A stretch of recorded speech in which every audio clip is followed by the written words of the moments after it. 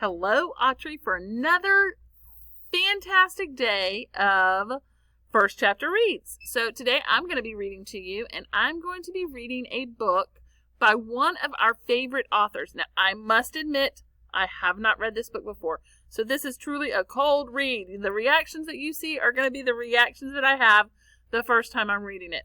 However, this book and this author are very popular at Autry.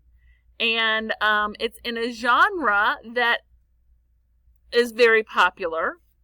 However, right now, the reason I chose this book is we're all kind of missing this. And we want this. And we want it to come back as soon as possible. But we want people to be safe as well. So the book that I'm going to be reading to you today, the first chapter of at least, is Left Out by Tim Green. And yes, it's football. And Miss Foster loves football. I just have to say this. Go Gators. All right. So I think I'm going to be reading 2 chapters today because they are short chapters. Chapter 1. The moving van pulled away from the curb, puking a charcoal cloud that spilled down onto the street.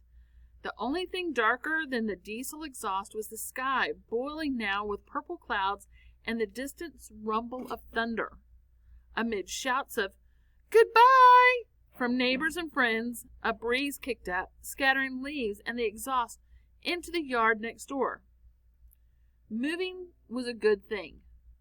Landon's mom had gotten an even bigger job in an even nicer place. At least that's how she and their dad had tried to sell yet another move to Landon and Genevieve. Landon glanced over at his little sister, who leaned out the car window taking pictures of her teary-eyed friends on the front lawn. Good at everything, she was like Landon's opposite. Genevieve had so much power over her friends that as they waved, they were careful to shout not only "Goodbye, Genevieve, we'll miss you," but also "Goodbye, Landon, goodbye."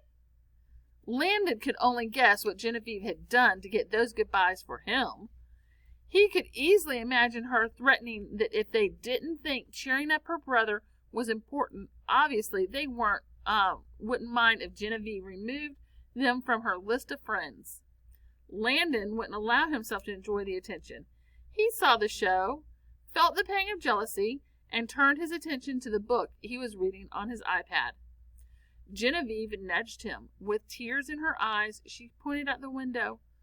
"Look, Landon, they're saying goodbye to you, too." Landon shrugged and went back to his book, feeling a bit guilty, but knowing that if he acknowledged her friends, it would be too painfully obvious that he had none of his own.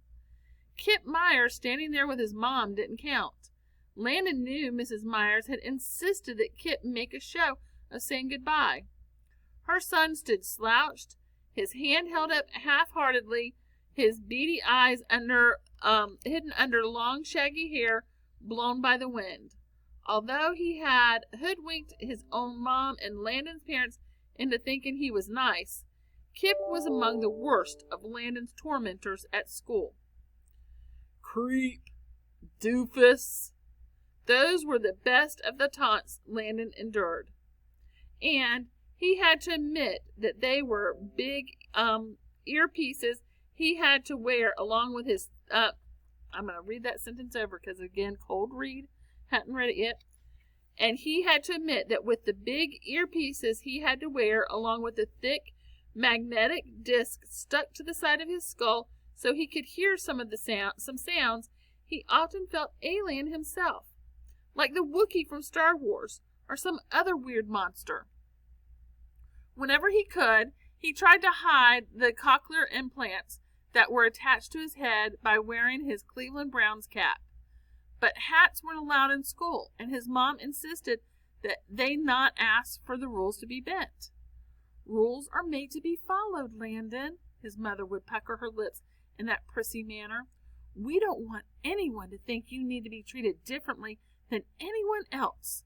Asking for exceptions suggests special needs, and you're not that." The phrase special needs was a red flag in Landon's home. mostly because of his mother's guilt, because she had refused to have Landon tested for any problems when he was a baby. At age 4, he was diagnosed as a special needs child. People said he would not do well in school, but Landon's mom insisted he was smart and that the doctors needed to figure out what was really wrong. They finally did, and discovered that Landon couldn't hear. He was deaf in both ears. After months, he was fitted with cochlear implants, devices that help him to hear, but the training involved in using them forced him to begin school a year late. That's why he and his little sister were in the same class. Even though he got good grades, most people still mistook his trouble with hearing and his slightly garbled speech as a sign of mental slowness. That meant he had special needs, so whenever those words came up, his mother denied them with great gusts of anger. The downside to his parents' insistence was that he not be different. The downside to his parents' insistence that he not be different was that Landon couldn't wear his cap in school to cover his implants. But the upside was that he could play off his mom's guilt just like other kids. The age-old strategy of parental manipulation had created a wonderful opportunity when his mother announced that she'd gotten a great new job at Smart Chips, which wasn't a high-tech company, but one that made organic snacks. When she told him and Genevieve about their next move from Cleveland to New York over dinner of spaghetti and meatballs, Landon faked distress and sadness. But the instant he decided to make a big change, his mother didn't know that, though. Over the next few days, he played the role of victim with heavy sighs and frowns, all with one big goal in mind. And then he made his move, asking for his mom's commitment that when they arrived in Bronxville, where she could take the train in and out of the city to work each day, he would be allowed to play football. Landon loved football.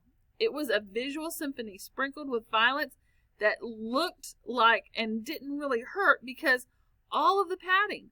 Landon watched religiously Sunday, Monday, and Thursday nights. His team was the Browns, but he didn't watch anyone and visualize himself in the midst of the fray. Being big was one of his most important things. Was one of the most important things about football, and Landon knew he was big, really big. But what attracted him the most about football was that its players were heroes, universally beloved by the cities in which they played, and sometimes nationwide. Landon craved that same universal acceptance and felt sure his goal of being liked would be achieved and become part of his own football team. As she had every time he'd brought it up the idea of playing football in the past, his mom argued again about the dangers of the sport. But Landon insisted that he'd do what she wanted and stop sulking about the move if she would let him do what he wanted when they got to their new home. He tried to reassure her by saying, "Mom, look at me. I'm huge. I'll be a great on the line." "Well," she finally said, "you and your father have tried me out, and I don't know if it's even possible with your implants. But if the doctor says it is, then I don't see why not." His mother now sat ramrod straight in the driver's seat, ready for action and adventure. Laura, Genevieve's best friend, kept waving goodbye to Genevieve and her mother. Mrs. Myers leaned in through the window with one arm on the roof of the car, as if on cue. A crack of lightning split the sky, and the girls shrieked and headed for the garage overhanging. The wind whipped even harder. "Well, Gina," said Mrs. Myers, leaning in for a goodbye hug and then glancing up at the sky, "you and Forrest timed it perfectly, getting out of here in front of the storm." Landon's mom angled her head to assess the weather up through the windshield. "Actually," she said, "it looks like we're heading straight into it." And you know what? I think that's going to be all I'm going to read today. I said I might read 1 or 2 chapters. That was 1 chapter. But that was a really good book. And I loved that it brought in the aspect of football. And I've known some people that have had cochlear implants. Do you know anyone with a cochlear implant?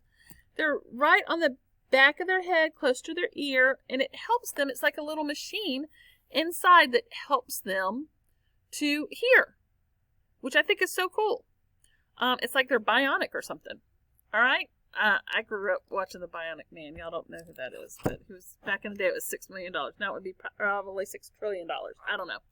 All right. So I just wanted to tell you that if you would like to check this book out or any other of Tim Green's books, all you have to do is go into Destiny Discover, go to the Autry CLC's website, click on resources, go to Destiny Discover, and put this book on hold. If you've already read this book and you don't know what book you want to read, then all you had to do is fill out the form on the Autry CLC's page, and Miss Foster, Miss Mary, and Miss Edson will pick out books for you. We'll make sure it's a book that you have not read before, okay? But we have a stack of books over here ready to go out Monday, because our pickup time is every Monday from 4 to 6. So it's not just this Monday, every week. You can check out a book and then pick it up every Monday night from 4 to 6. All right? All right, Autry, I hope you have a great weekend. Today is Friday, and I hope you also watched our video earlier today about games. Miss Foster did a video game online about games, so make sure you watch that one if you haven't already. All right, Autry, have a great day.